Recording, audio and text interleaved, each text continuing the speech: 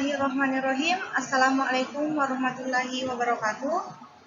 Perkenalkan, nama saya Sunarti dari Universitas Muhammadiyah Makassar, Program Studi Akuntansi 2020 kelas FA 20B. Saya akan memaparkan kasus kecurangan perusahaan Enron. Terlebih dahulu, saya mengucapkan terima kasih kepada Ibu Ainun Ariza, SPD MSI, selaku dosen akuntansi keperlakuan.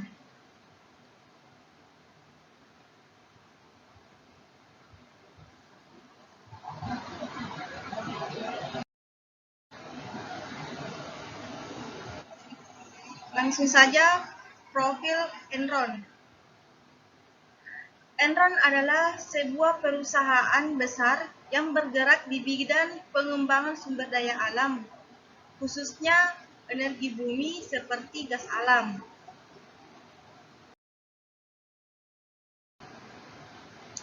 Enron didirikan pada tahun 1985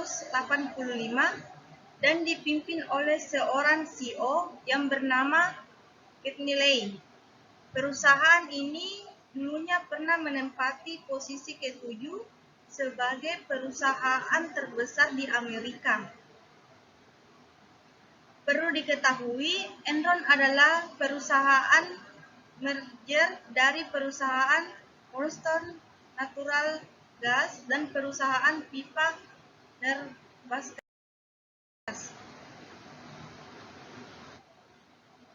Enron Corporation. Kecurangan pertama yang terjadi yaitu pada tahun 1987 yang dikenal dengan kasus Valia. Dua karyawan melakukan pertaruhan terkait perdagangan pasar minyak dan perusahaan mendapatkan banyak keuntungan yang sama. Namun, hal itu segera diketahui oleh pihak auditor perusahaan karena transaksi yang mencurigakan kedua karyawan tersebut dipecat. Setelah kasus itu terungkap, Lay selaku CEO enggan bertanggung jawab.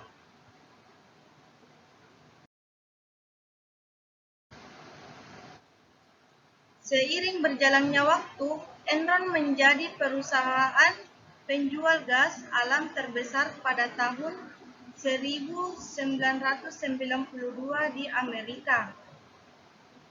Kontrak penjualan gas Enron menghasilkan laba sebelumnya pajak sebesar $122 juta dan merupakan penyumbang kedua terbesar dalam laba usaha perusahaan.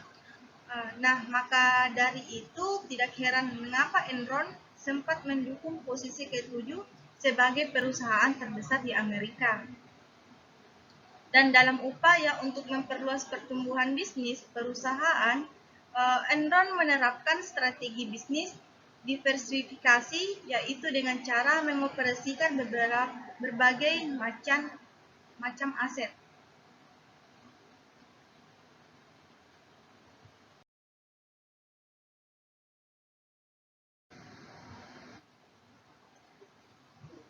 Perkembangan pesat Enron telah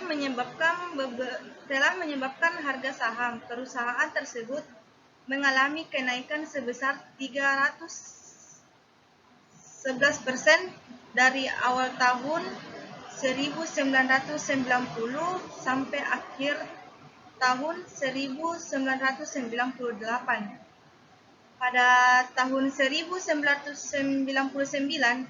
harga saham mengalami kenaikan sebesar 56% dan pada tahun 2000 sebesar 87%. Pada kasus Enron ini, lembaga-lembaga eksternal juga ikut bertanggung jawab terjadinya kasus tersebut. Salah satu di antaranya itu Arthur Andersen. Selama proses merger antara Houston Natural Gas dan Internov, ternyata Enron Corporation mempunyai hutang yang cukup besar sampai dengan 75%. dari nilai pasar saham. Kemudian, Enron memiliki ide inovatif dengan memediasi antara pembeli dan penjual yang diharapkan dapat mengurangi risikonya dengan menjadi minyak dan gas sebagai objek jual beli. Enron perlahan-lahan memulai bangkit selama penjualan ini. Jeffrey Skilling diangkat sebagai CEO Enron dan merekrut berbagai karyawan-karyawan yang unggul dalam fitur atau derivatif.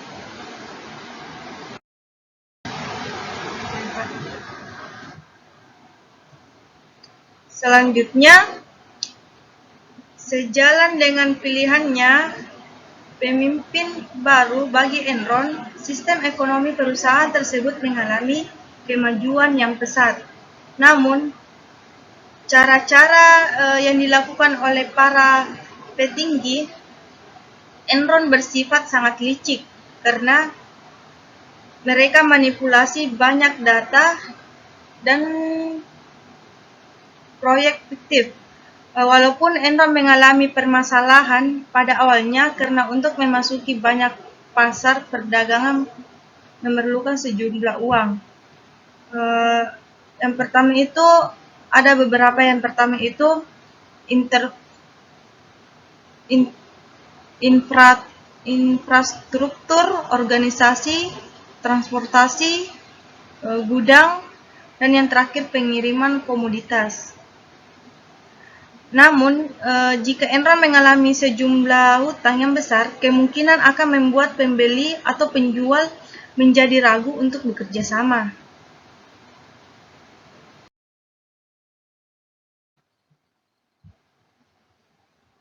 Pengaruh besarnya nilai hutang ke perusahaan. Semakin tinggi hutang yang dimiliki perusahaan, maka semakin tinggi pula risikonya, yaitu yang pertama dapat mengakibatkan penurunan investasi, yang kedua dapat memicu bank menarik dananya, yang ketiga investasi juga berkurang tertarik untuk menginvestasikan uangnya kepada perusahaan yang mempunyai banyak hutang.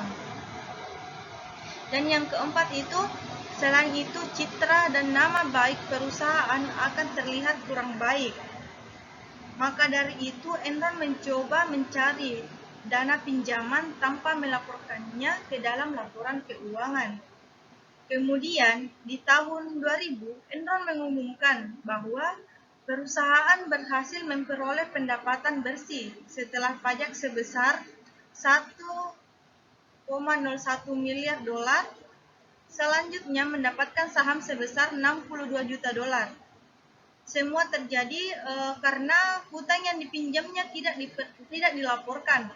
Maka pemegang saham percaya bahwa Enron tidak memiliki lonjakan hutang.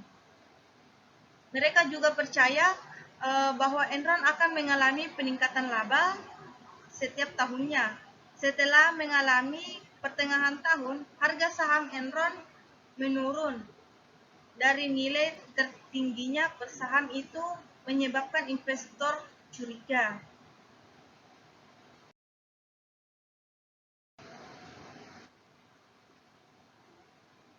Selanjutnya itu kebangkrutan Enron Corporation. Pada akhirnya di tanggal 30 November Enron Corporation pun bangkrut. Lalu pada 2 Desember 2001, Enron mengajukan permohonan perlindungan akibat kebangkrutan yang melanda perusahaan tersebut. Namun, belum sempat mengajukan tersebut apakah diterima atau gimana. Enron telah mendaftarkan kebangkrutan perusahaan ke pengadilan yang di tanggal yang sama. Penyebab kebangkrutan Enron yaitu perusahaan ini banyaknya special purpose entities atau SPI, yaitu kontrak yang diterima dipinjamkan serta hutang kerjasama yang tidak tercatat dalam neraca sehingga terjadi selisih atau ketidakcocokan ketika dilakukan konsolidasi yang mengakibatkan nilai-nilai perusahaan jatuh.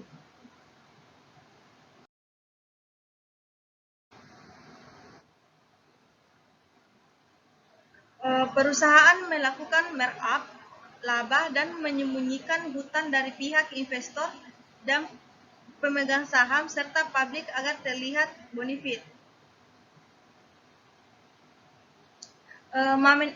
Memanipulasi angka laporan keuangan dengan tujuan untuk menarik minat investor untuk menanam saham di perusahaan.